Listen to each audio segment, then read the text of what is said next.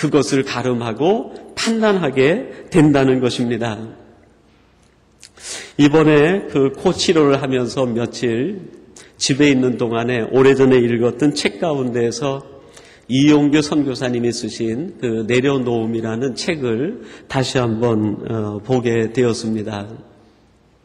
근데 그 책을 보면서 제가 새로운 것을 발견했는데요. 그 이용규 선교사님이 선교사로 결정하고 그 몽골로 가기 이전에 대학생 시절 때 단기 선교를 몽골로 간 적이 있었다고 합니다.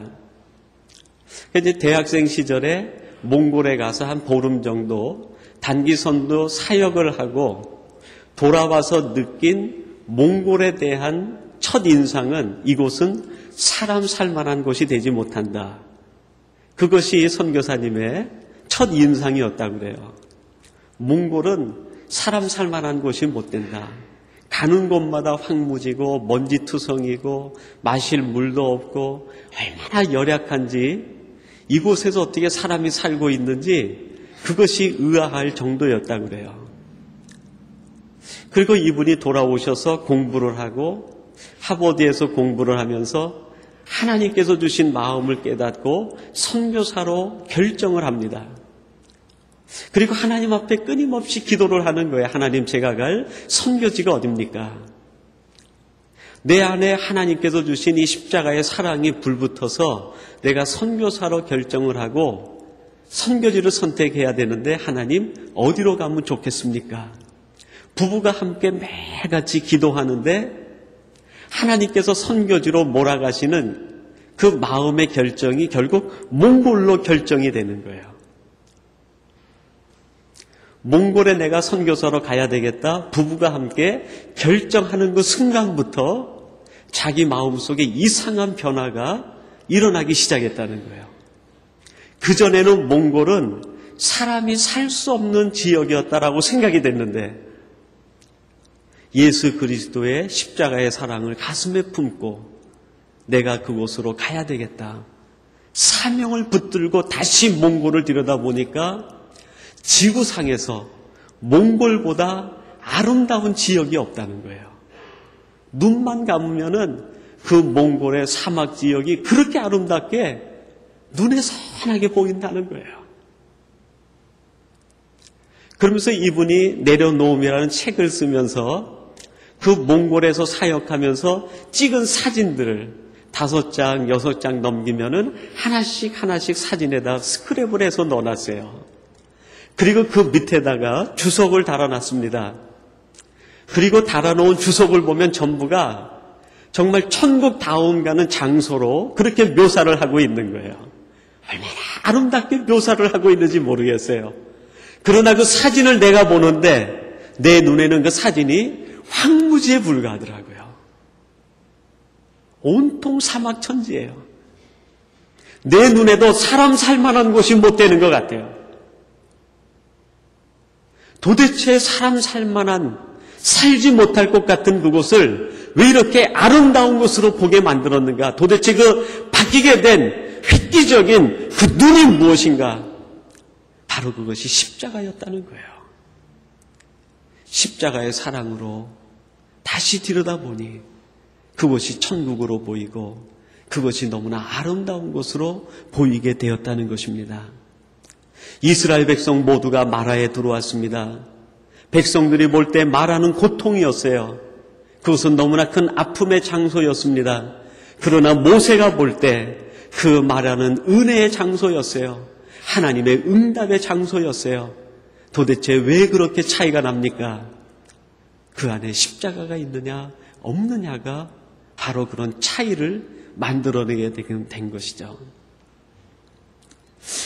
이용규 선교사님의 내려놓음이라는 책을 보면서도 그런 느낌을 받았는데요. 제가 한 5년 전에 한국에 있을 때 한 선교사님의 선교 보고를 받으면서 동일한 고백을 들었던 기억이 납니다. 당시 한국에서 탁구 선수로 금메달리스트였던 양영자 선수가 자기 남편과 함께 몽골로 선교사로 가기로 결정을 한 거예요. 그리고 선교 후원을 하기 위해서 서울부터 쭉 내려오면서 선교 보고를 하는데 그 이야기를 듣고 제가 심우하던 교회에서도 그분의 선교 보고를 듣게 되었습니다. 그분이 선교 보고를 하면서 똑같은 고백을 하는 거예요. 전에는 제가 몽골이 어딘 줄 알지 못했습니다. 그리고 제가 듣기로는 몽골은 사람 살만한 곳이 못 된다고 그렇게 들었습니다.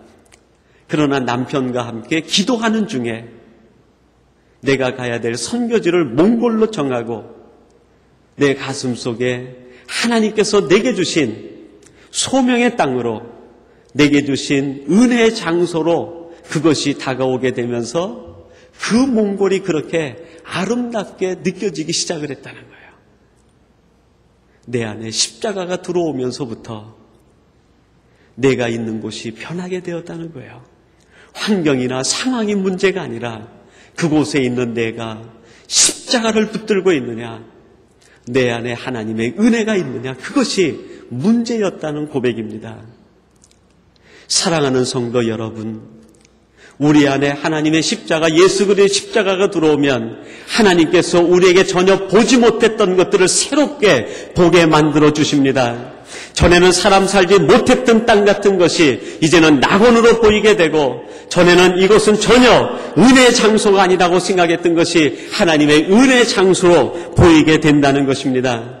하나님께서 우리에게 새로운 소명의 날개를 달아주시고 새로운 은사를 주셔서 그것이 하나님의 은혜의 장소, 축복의 장소로 보이게 해주신다는 사실입니다.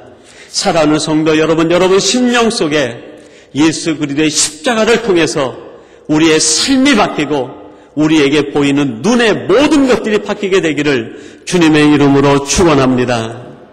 그리고 두 번째로는 고통 위에다가 십자가를 놓아야 된다라는 것입니다.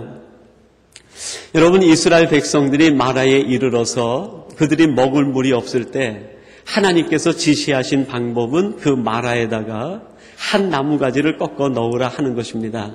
바로 그 자리에다가 십자가를 올려놓으라 하는 것이죠. 사람들이 3일 길을 가다가 물을 찾지 못했는데요. 그곳에서 물을 만났는데 그 물이 쓴 물이었어요. 여러분, 우리 같으면은 그냥 쓴 물이구나 하고 지나쳤을지 모르겠습니다.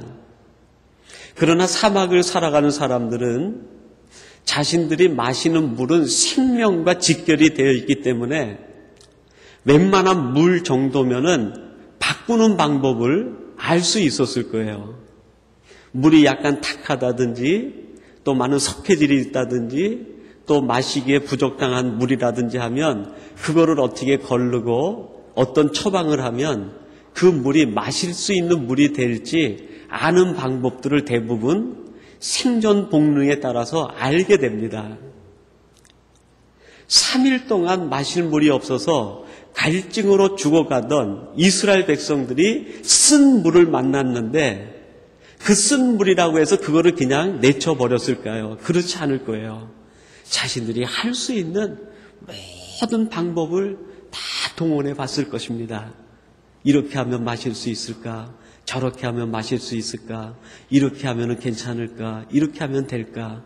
모든 방법을 동원해 봤지만은 방법에 해결이 되지 않는 거예요. 대부분 사람들이 삶을 살아가다가 문제를 만나게 되면 그 문제를 해결하는 방식이 두 가지 방식으로 접근하게 되는 것 같아요. 첫째는 인과론적으로 접근을 하는 것 같아요. 어떤 문제를 만나면 이 문제가 도대체 어디에서부터 시작됐는지, 이 문제가 누구에서부터 시작이 되었는지 인과론적으로 접근을 해서 그 문제를 풀어가려고 하는 거죠. 이것이 사람들의 일반적인 심리 아닙니까? 근데 여러분, 문제를 인과론적으로 풀고 그 문제를 인과론적인 방법으로 해결해 나가려고 할 때 부수적으로 생기는 것이 있는데 그게 뭡니까? 반드시 누군가를 원망하게 된다는 거예요. 어떤 문제가 있어서 그것의 이유를 따지고 그 문제의 근원을 파헤치고 그것을 추적해 들어가고 뭐 생각하다 보면 이것이 누구 때문이야? 이것은 어디서부터야? 이 문제의 원인은 어디에 있어? 누군가를 탓하게 되고 원인을 따지게 됩니다. 원망하게 되는 거죠. 이스라엘 백성들이 마라에서 모든 방법을 동원해 봤는데 그 방법이 무엇입니까? 도대체 이 이유가 무엇인가? 원인을 추적해 들어가는 거예요. 그러다 보니까 모세를 원망하고 하나님을 원망하고 모든 사람들을 원망하는 거예요. 또 한 가지 방법이 있는데 그게 뭡니까? 통계를 따지는 거예요. 이 문제를 어떤 사람들은 어떻게 해결했다더라. 그 통계나 사례들을 찾아가지고 적용을 시켜서 해결하려고 하는 거죠. 분석으로 해결해 보려고 하는 거예요.